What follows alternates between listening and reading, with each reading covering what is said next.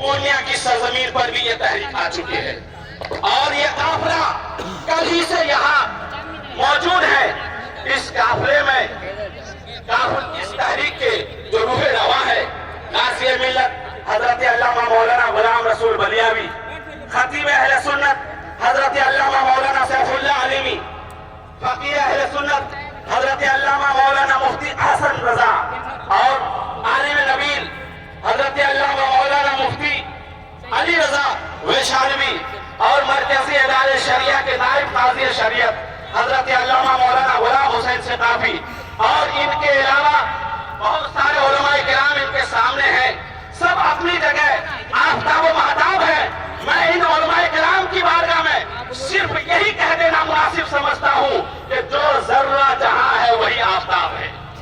جو ذرہ جہاں ہے وہی آفتاب ہے. ان علماء کرام کا میں شکریہ ادا کرتا ہوں اور ساتھ ہی ساتھ اس تحریک اور اس پروگرام کے انعقاد کرنے میں جو سب سے اہم رول ادا کیا ہے، جن کی قیادت میں یہ پروگرام کا انعقاد ہوا ہے، وہ قاضی شریعت حضرت علامہ مولانا مفتی زبیر عالم صدیقی صاحب ہے.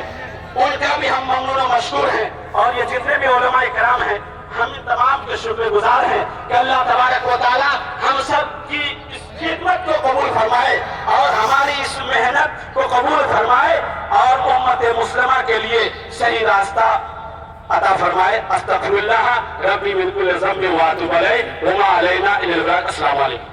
کی مٹی کی حفاظت بھی کرنی ہے اور اپنے ملک میں ملک کے سنویدھان اور آئین کے تحت اپنے مذہب اور نبی کی عزت کی بھی حفاظت کرنی ہے. اس لیے مٹی اور زمین مت دیکھیے. جس کسی کی بھی نہیں، کس کی گاڑی ہے؟ دو رضاکار اس سائڈ اور دو اس طرف ہو جائیں. سامنے جو لوگ آنا جانا کر رہے ہیں اس کو رکوا دیں.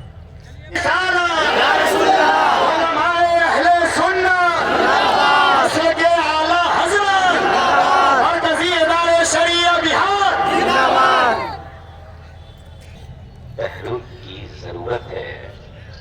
معاشرہ تباہیوں کے دہانے پہ جا رہا ہو، تحریک کی ضرورت ہے. قرآن گھر میں موجود ہو، کوئی پڑھتا نہ ہو، تحریک کی ضرورت ہے. نشہ جوا سکہ سے اپنے دماغ اور عقل کو توڑ چکا ہو تب تحریک کی ضرورت پڑتی ہے. اور جب حق چھینا جا رہا ہو، حق دبایا جا رہا ہو، حق مٹایا جا رہا ہو، آئین سے کھلواڑ کیا جا رہا ہو، ہم سے ہماری آزادی کو چھیننے کی کوشش کی جا رہی ہو، تب تحریک کی ضرورت کے تحت یہ تحریک چلی ہے کہ پورے معاشرے کو ایک جسم کے مانند کر دیا جائے اور ساری آوازوں کو یک آواز بنا دیا جائے. کیا مطلب؟ جو رسول معظم صلی اللہ علیہ وسلم نے پیغام دیا تھا مومن کو کہ مومن کو کیسے رہنا چاہیے، رسول فرماتے ہیں المؤمن للمؤمن کالبنیان، یعنی ایک مومن دوسرے مومن کے لیے ایک بلڈنگ کے مانند ہے. ایک بلڈنگ کے مانند ہے. پورے علاقے اور خطے کو پیغمبر اعظم نے ایک مومن کا احاطہ دے کر کے باندھ دیا ہے. یعنی پوری دنیا میں اگر کسی ایک فرد کو بھی اگر کوئی چوٹ پہنچتی ہے، کوئی زخم اگر لگتا ہے تو اس زخم کو صرف وہ یا اس علاقے کے لوگ محسوس نہ کریں. اگر اس پورنیا کی زمین پر کسی ایک فرد کو اگر چوٹ لگ جائے تو اس چوٹ کو پٹنہ والے بھی محسوس کریں، سیتا وہی کے لوگ بھی محسوس کریں، جھارکھنڈ کے لوگ بھی محسوس کریں. پورے ملک، پوری دنیا کے مسلمان ایک آواز اور یک آواز بن جائے، اسی کے لیے یہ تحریک چلی ہے.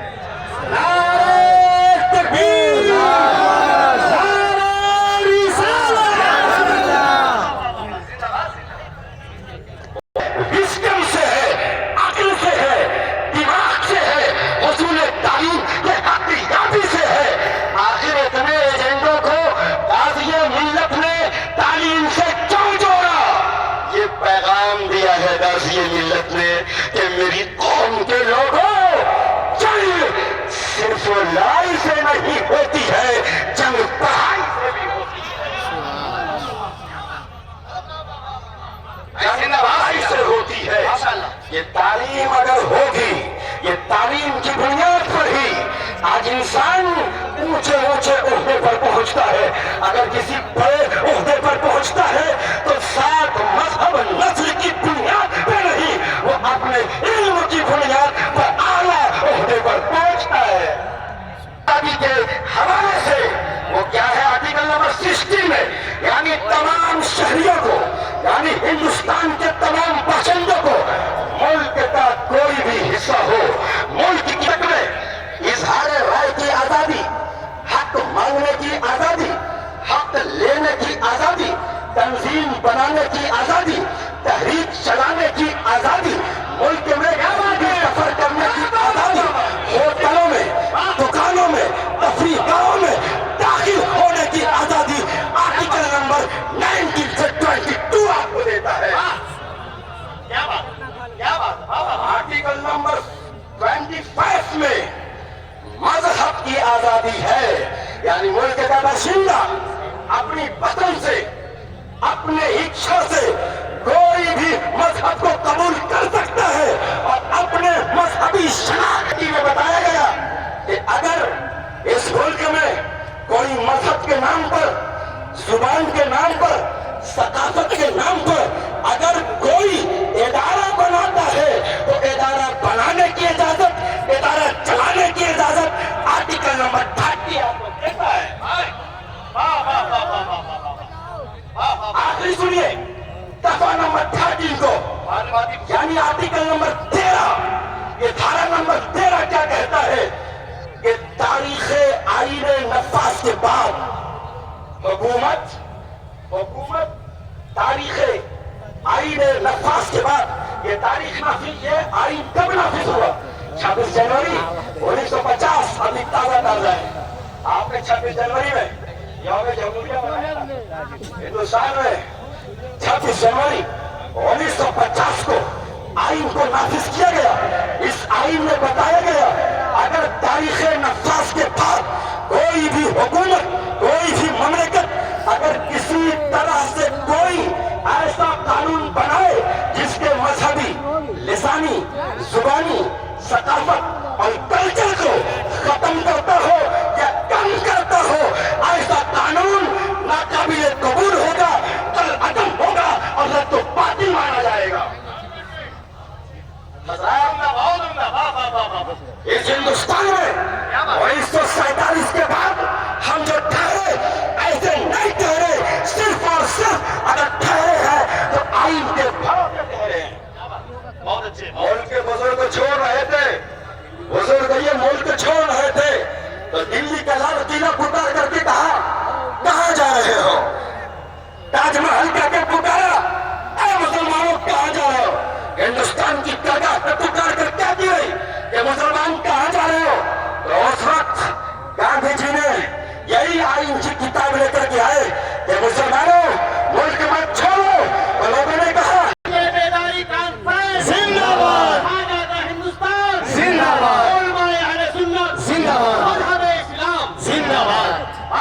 ہندوستان میں اگر ہم یہاں ٹھہرے ہیں، زور سے ایسے نہیں بالکل رنگ میں آ جانا ہے اور یہ بتانا ہے ہم سیمانچل کے لوگ بلیابی صاحب کی تحریک کے ساتھ تب تک رہیں گے جب تک ہندوستان میں مسلمان موجود رہنے والا ہے۔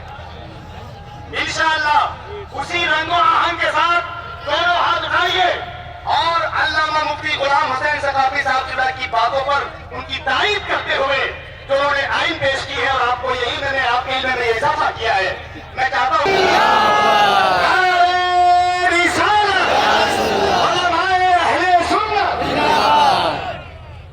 ماشاءاللہ اب تھا کہ اب ہو گئے بے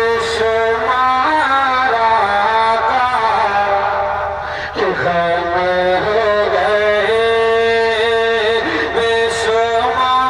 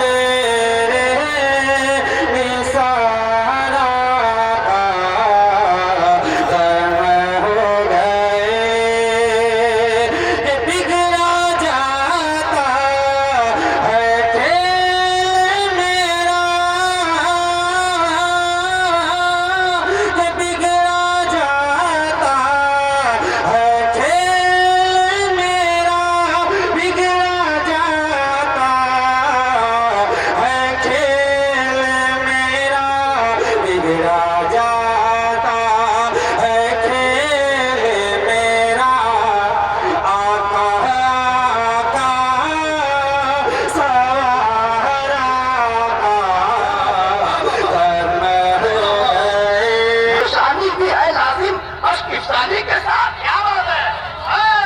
अपने कॉन्फ्रेंसों में बैठकर किसी मसले पर अफसोस के अल्फाज जाहिर कर दे, क्या इससे मसला? जिनका आदमी हो क्या चलता है?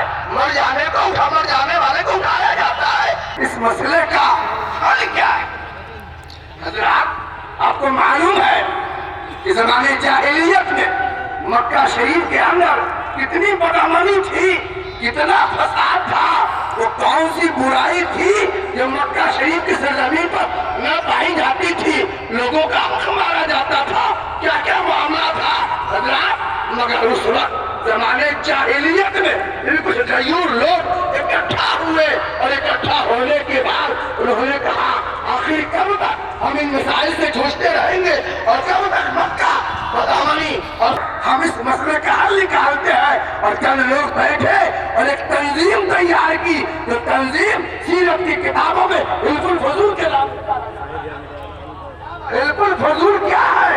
हिल्फुल फजूल एक तंजीम थी, एक तहरीक है जो मक्का शरीफ में उन लोगों ने बनाए चंद लोगों के नाम के साथ फसल लगा हुआ। अल्लाह के रसूल सल्लल्लाहु तआला अलैहि वसल्लम को ये तंजीम और ये तहरीक जो जमाने जाहिलियत, जिंदाबाद जिंदाबाद, ये तहरीक बेदारी हजरत मौलाना गुलाम रसूल साहब बलियावी की तहरीक नहीं है और नहीं और लोगों की तहरीक है। ये तहरीक तरह एक खूबसूरत काफिला इदारे शरिया में जमा हुआ और मुल्क के नामवर उलमा और मुफक्किरीन ने दवा तजवीज की, उसी दवा का नाम है तहरीक बेदारी। वही दवा तहरीक बेदारी है। हजरात, दरूद शरीफ पढ़े, अल्लाहुम्मा सल्ली अला